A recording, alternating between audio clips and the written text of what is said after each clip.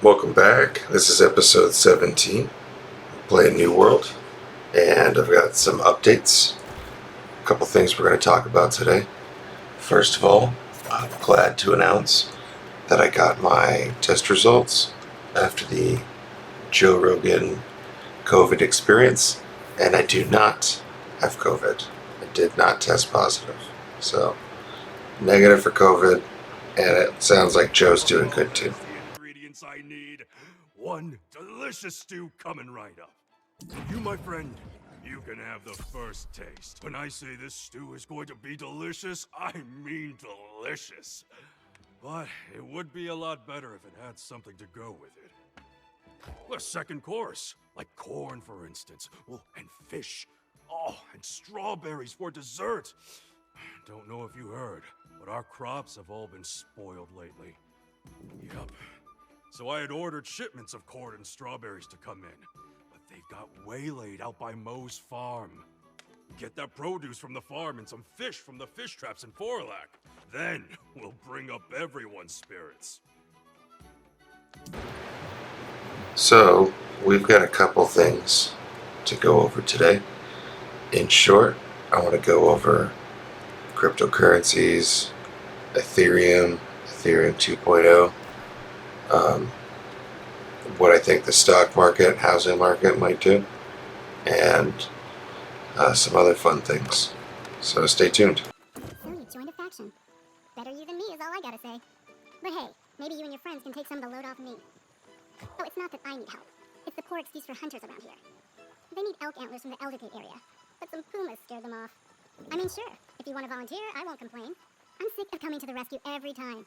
Get the elk antlers and hunt down some of the pumas, too. Then next time, they can get their own.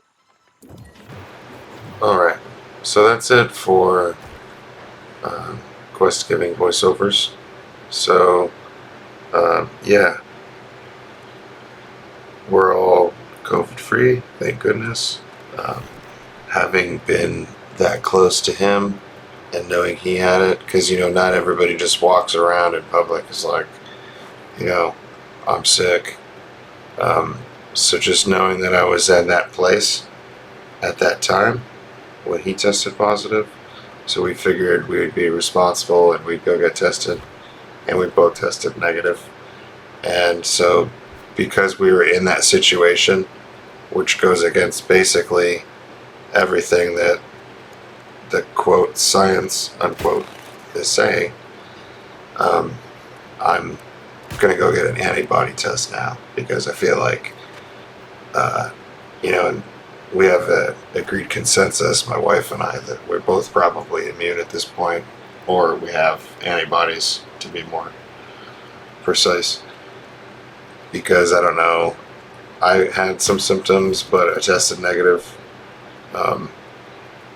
Maybe it's too late, maybe my body already beat it off by the time I got tested. I don't know how it works.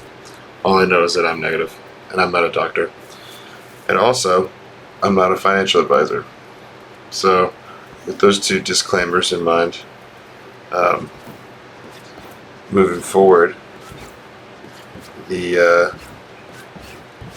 EIP 1559, that's really interesting.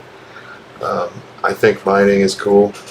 I think that there's definitely responsible ways to do it. I think it was intended to be a responsible exchange, and if it's done with eco-friendly materials and it's green energy, that kind of incentivizes green energy, which I think is cool.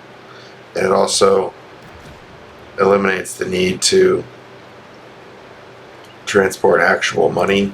And I know that there's digital accounts, digital money, but you don't need to physically move the money, because you're just moving the cryptocurrency.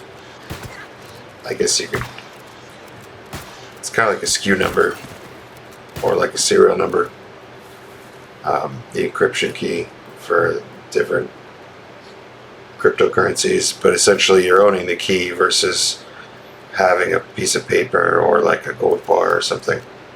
And so you could have theoretically infinite money on like, a scan disk, like a mini scan disk. It's like the size of your thumbnail or something. So you could have, potentially infinite money on any sort of large storage device. And if you used green technology to mine that stuff, and then what do you do with it, right? Because there's a lot of talk about the different tax rates that the government is going to start charging for pulling out like a draw or a profit from cryptocurrency. So that encourages a couple things to happen. I think that will promote, first of all, the price of crypto will rise, because for somebody to sell it or exchange it and cash it out, they're going to pay a hefty tax, and that's going to cut into any profit margins that they had as an investment, at least short term and long term. But what that's going to do is that's going to make people hodl. I think that Vitalik Buterin, I think his name is, the co-founder of Ethereum, he seems pretty cool. So he's seen the issue with Ethereum GPU mining, and although I do GPU Ethereum mining in addition to a lot of other things that I do, just for a little bit of passive income, and I already have these gaming computers anyways for work and to do stuff like this, to make YouTube videos and stuff for my business and things like that. So what does this all mean? It means that if you have a good GPU or a graphics card, like an AMD or Nvidia, I think Intel's coming out with some now. They're getting in the game. But if you're unaware of the global market for these things right now, there's a global shortage for the chip supply for electronics. And basically what that means is whoever pays the most for the electronic chips is going to get them. That's going towards, a lot of it is expensive computer parts and car parts, the ECUs and the other, digital cards that they need for, all sorts of stuff in the car, especially when you're talking about like Teslas and electric cars. I imagine they probably have many more computer chips than an ordinary gasoline car. So whoever pays the most for the chips is going to get them. And there are some companies that are starting to make a good amount of money off of recycling these computer chips and lithium batteries and ink cartridges and all sorts of other things that have thought to be unrecyclable or not valuable to remake into something else. I've personally invested in one of these companies called TerraCycle through Start Engine. So I bought some startup shares in TerraCycle over a year ago, and they're reporting good profits, and I think a good portion of that is because there's a shortage of these. They also take smartphone devices and tablets, so like take it apart, get the batteries and the gold transistors and all these other sorts of expensive parts that can be salvaged or recycled out of different electronics, and they're repurposing them or refurbishing them and selling them, and it's very profitable and it's very helpful to the environment and stuff. That's all really cool, but in the long term I think a couple things are going to happen. First thing is, anything that's electronic is going to become increasingly more expensive for a couple of reasons. First reason is, despite the last 2 years of having lost a lot of people, the world population is still growing.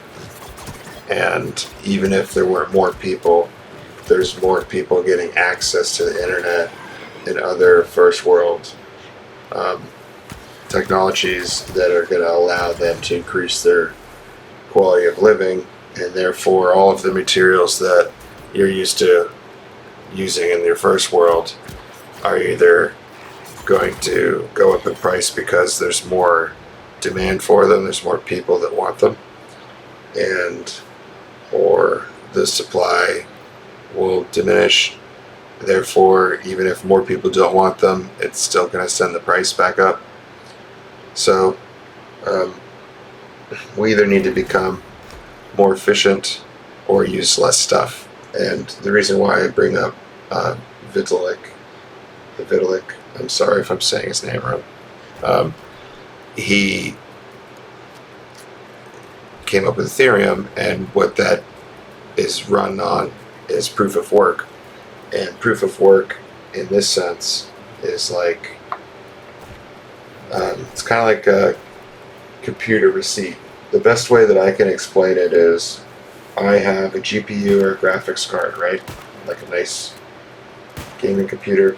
And when I'm not using it, I'm leasing its computing power to a pool where they mine Ethereum. And what mining Ethereum is computers computing computations. It's computers crushing algorithms or like math problems to secure the network.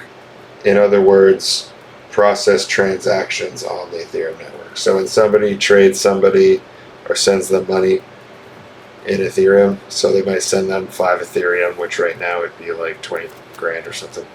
So like they'll send them 5 Ethereum. Somebody on the computer network needs to verify that transaction in the blockchain. So there's a permanent ledger of this person giving this person 5 Ethereum, or from this wallet to this wallet, more accurately. And so people found out that the more computing power you had, the more money you could make from mining.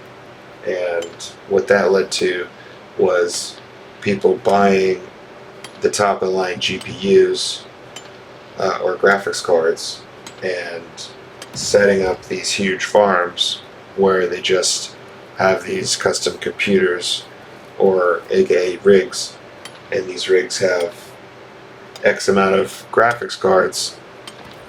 And so effectively all of these computer chips are being mass purchased so that they can be ran in a farm to create Ethereum, which creates a massive amount of heat.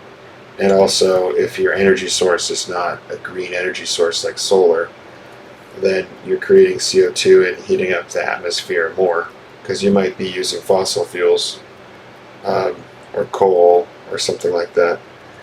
So depending on what your energy source is, how efficient your computers are and your chips, and that all might have an effect on, like, climate change, global warming. I don't think that it, I mean, there are already studies on it saying that, Bitcoin mining and other cryptocurrency mining already produces more CO2 than like El Salvador, I think it was, or something else. But, it's like one more country jumping into the CO2 pool. I mean, there's hundreds of countries. So that's just one more country, but like, do you take out from the CO2 exchange how many trees have to be cut down for all the cash, for all the world currencies that it's replacing? So, I mean, we don't have to cut down trees for money. And I know that it's not just paper, there's synthetic plastics and things like that. Still, that comes from oil, and that's also an exhaustible resource that we use for a lot of other things. So to be able to not use resources at all that are exhaustible and use only inexhaustible resources like solar power. And these computer chips, like when you have a good GPU, you can run these computer chips for 10 plus years if you have them in the right condition. Meaning, like, you're not overclocking them or, you know, exposing them to much heat or vibration or something like that. If they're all taken care of properly, they should run 10 plus years. So, you know, while the computer chip is like, has a life to it, it can only last so many years before it's obsolete too. Probably about 10 years. For example, I've got a rig right here, which I'm sorry if you can hear it, it's annoying, but it's right next to me and I don't have another space for it right now. On this rig, I've got a Z390 motherboard Pro, and I've got 6 risers and 2 power supplies. Total of 2,200 watts. And so this, I got the i3 processor on this rig, but right now I've got 2 3090s. I've got a 3090 Founders, which I know everyone says, oh, that's not good for mining. Bogus. I've tried a couple of the cards now. It's very good. First of all, I've got this other 3090 from my Dell Alienware Aurora 8 or Aurora R12. So this 3090 RTX from the Dell, immediately upon getting it, it was just overheating in the case. So I did some research online, and they said that you gotta keep the case open and put a fan on it if you're doing something, because the 3090 is pulling so much energy and it's creating all this heat. So that's cool. Not really. That's sarcasm. But I find out that, okay, so I gotta cool this stuff down. And it's, I read online that you can replace the heat transfer paste and pads. So I get them off of online store, and I do the little brain surgery on the card, and I replace all the heat paste and the thermal pads, put the card back together, and give it a run, and it just drops like 4-5 degrees Celsius into a range where I can use it and it won't overheat or crash or go in a danger zone of heat, as long as I keep it open with a fan on it. And that's not like a good long-term solution. So I end up getting a rack and put it on the rack next to the Founders. So the Founders card, just to tell you if you're curious, the difference between the Dell 2-fan GeForce RTX 3090 and the Founders 3090.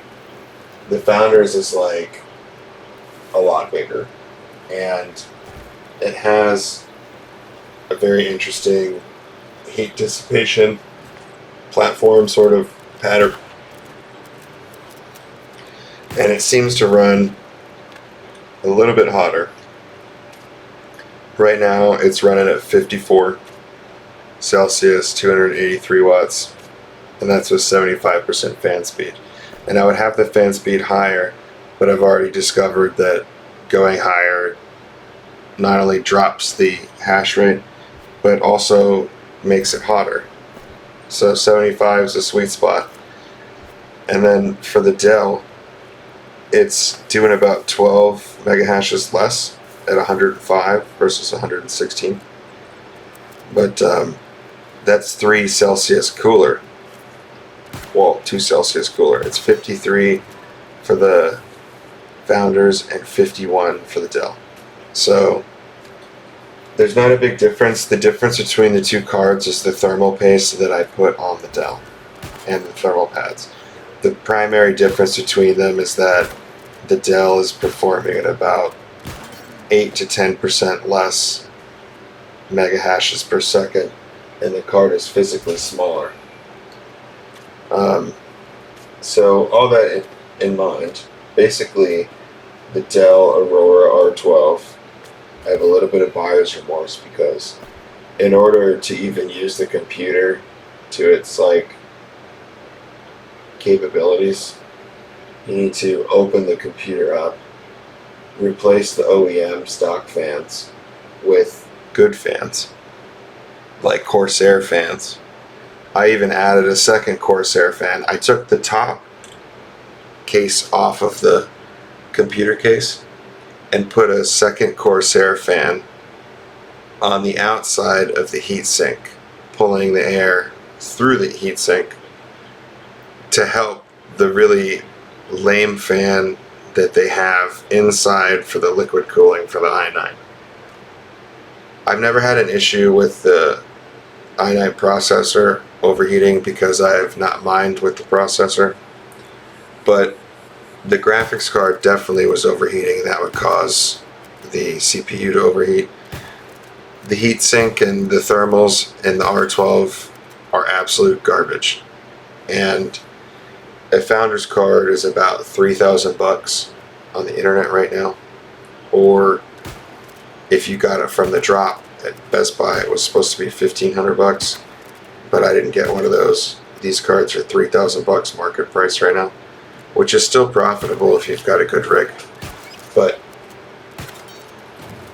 I would, unless you can't find a 3090 and it's super important that you get a 3090, I would not buy an R12, because the R12 does not have good dissipation and thermals. If you're in a place that's like cold all the time, you might be able to get away with it, but that's not the case here. And even though it's all air conditioning and everything, it doesn't make that much of a difference in the computer part world, especially when there's not enough air moving through the case. Just generally speaking, there's just not enough air. So even after all those upgrades, it still was running hot. I was running on nice hash. I'd have to run it on light, otherwise it would be in the danger zone or overheat. And I did have it crash before. So, all that being said, now I tried to talk to the Dell part service, and they told me that there's no parts for this graphics card. There won't be for at least a couple weeks, and it's under warranty, but they have no parts for it. So the reason why I talked to them is because I'm like, okay, so I had to have my computer open to even use it because of the heat problem. Then I had to take it off and modify it because of the heat problem, and that still didn't solve the heat problem. So I had to leave my computer open, and now one of my fan blades has a crack in it. And the only way I could fix the fan blade so I could still run the card was to finish off that fan blade and just remove it. But now the fan is like lopsided because it's missing one of its fan blades. So when it goes like high RPM, there's a lot of throttling and vibration. So I backed it down to 65% fan speed, and it took a lot of the throttle and vibration out, and the heat's fine. And I'm like, that's a good temporary fix, but that's definitely not a good long-term fix. So I talked to like several representatives at Dell. They keep sending me the part number for the heatsink and for the fan. And like these garbage fans, I didn't even like run the computer with them. I just like immediately replaced them with Corsairs because I already had done my research and everybody else was telling me the same thing. And like even after having upgraded all of that stuff, it just didn't matter. And now that it's on the rack, I need one new fan for the 3090 Dell GPU, and they couldn't figure it out. So I ended up finding a similar part online and saying it to them, and they're like, yeah, but we don't have that part. So I'm like, okay, you don't have the part to fix what's under warranty. Can you give me a new GPU, or can I get a refund for the whole computer? Because I paid like over $4,000 for the computer, and it's not really usable like it was advertised to me. Like, yeah, it's an Alienware with a 3090 and an i9, but you can't do anything with it because it overheats. And if you open it, it exposes the card. And if the card's exposed, it's got the probability of being damaged. And if you don't have the parts to repair it, how is it under warranty? So basically, long story short, I don't know if anyone at Dell hears this, but if they do, I want to just get a full refund at this point, because it's not the computer that I paid for. It's in pieces. It looks like a Frankenstein, and it doesn't, you know, New World was tearing the 3090s apart, throttling some of them, and I know it was like a specific type, but like, I don't know, people were talking about the Dells, but I guarantee you it overheat. Guarantee it. I don't want to do it. I'd break it because it's working right now. Yeah, I mean, it's working fine. It's 105 megahash, which isn't like as good as the Founders. The Founders is getting 115, so 10 more, about 10% more. To me, that's not the same card. To be getting 10% less, and, you know, that's not the same. So, anyways, long story short, I don't even like rant on Dell parts for too long, but cryptocurrency is super cool. So, here's my suggestion to you, and I'm not a financial advisor, but I've learned a lot over the years, and I wish I knew this earlier, and I wish I started putting it in practice earlier, but I've been doing it for a while now, and I've had some really great results in my personal portfolio. And so, like, once I've mined enough to pay off like a computer or a part that I bought, like another card, then I'll just get the next new one that I want, and then make enough money to pay that one off, and you keep working your way up. Now, Ethereum's going to become unmineable because of the fork to Ethereum 2.0, and the only way to mine is to gonna operate a node, which I believe you need like 32 Ethereum and like a full rig to basically operate a node. But that's going to give you a higher percentage. So like, instead of individual mining pools and stuff getting paid like where anybody can just mine with a graphics card, you're going to have to be holding like 32 Ethereum in a wallet and operating a node with that wallet in order to like get the, probably, I think it's like they reward you in like a percentage for staking. It's called proof of stake. In other words, it's like APR and interest, like a profit payout. So you can use Coinbase right now, which is what I do, and I'm going to keep doing until I get enough to operate my own node in the future. But basically, you mine using whatever platform. I use a couple different platforms. I've got NiceHash, I've got HiveOS, and I've tried some other ones too. But those are my go-tos. And like, I've got my regular computers and laptops that are just like, you know, complete computers. Those are running on NiceHash because it's easier to set them up as like a group rig where you can see them all on like your account, you know, control them from your phone and stuff like that. And then there's HiveOS, which you can also control from a website or another computer or your phone. But that's more for like rigs, lots of cards and stuff. And it's easier to set up. It's got a higher withdrawal. So like, NiceHash will let you withdraw after 0.001 Bitcoin, which is roughly like $55. And depending on what card you have, like if you have a 2080 Ti or equivalent, like a 12 gigabyte GPU, you're gonna mine like $5 a day right now. So it'll take you like, you know, 10, 11 days to hit that withdrawal.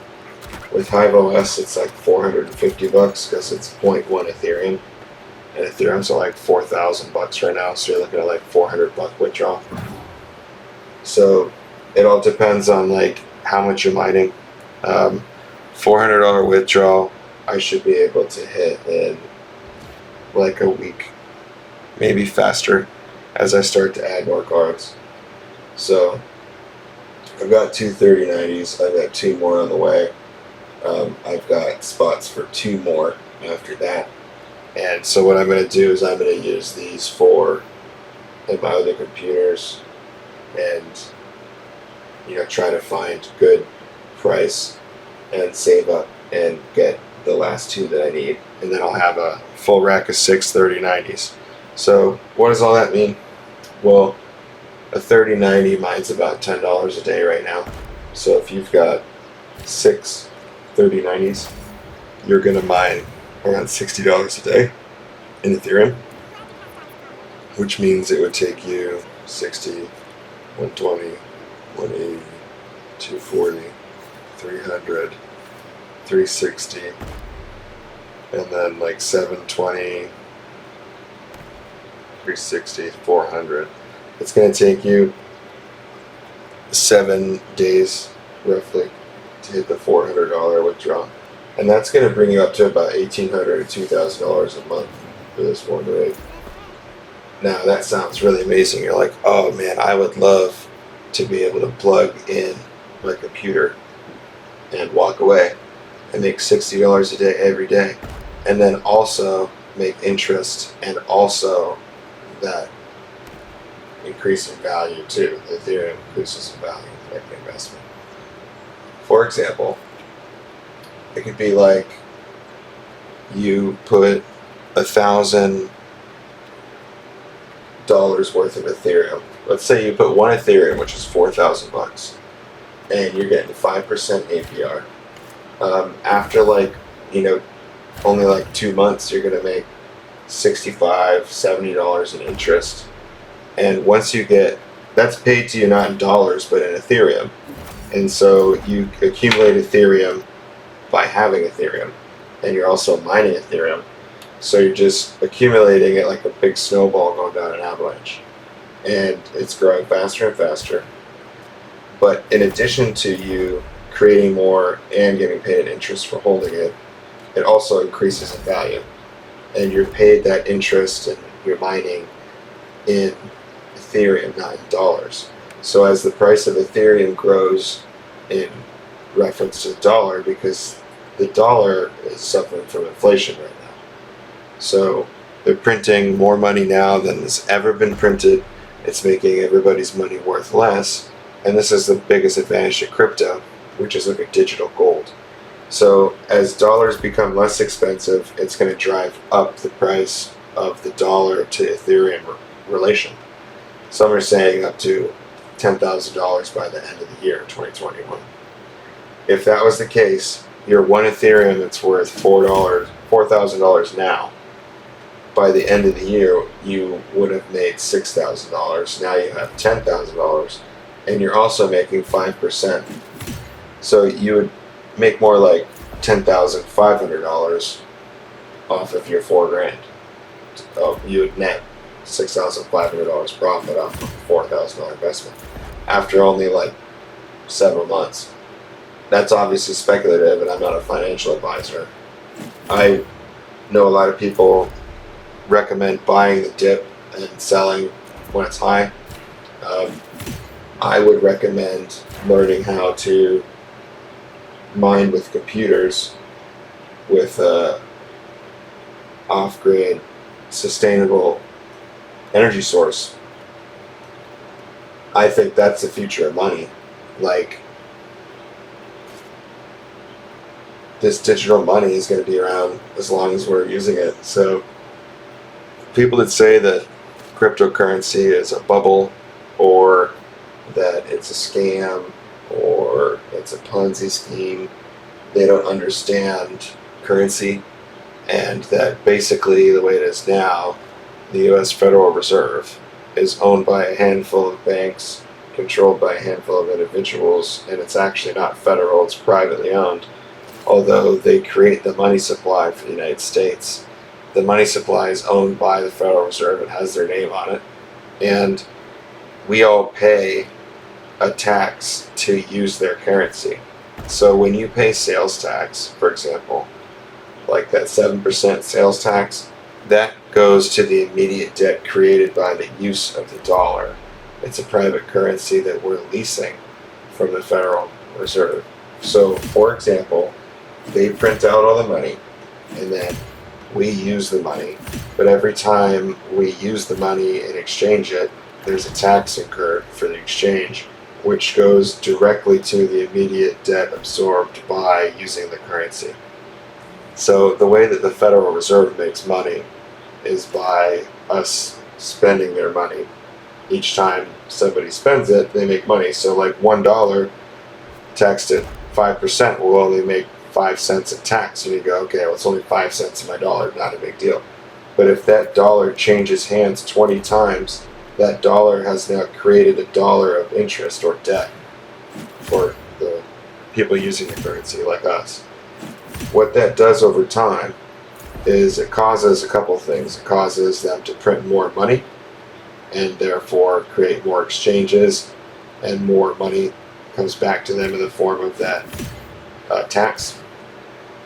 And when you put cryptocurrency into the exchange, it takes the power away from the Federal Reserve, which takes the power away from the banks. And now I can send Joe Schmo instant money across the world. I didn't have to, mail him or ship him a check or a pallet of cash or a gold bar or a chicken or anything. I sent him basically a password or a key to a digital dollar on a network that is backed up by leased computer space on the internet in the form of a cloud computer, which is like Ethereum and other exchanges like Bitcoin. And what all that means is, instead of using a Federal Reserve and using their money and paying them every time we exchange it, we have a free exchange where the people that support the system, that in this case would be the Federal Reserve or the miners like myself, we're printing the money at a cost, and that backs and creates the value of the currency, which is kind of like the US dollars backed by the US military and the US stock market. So like,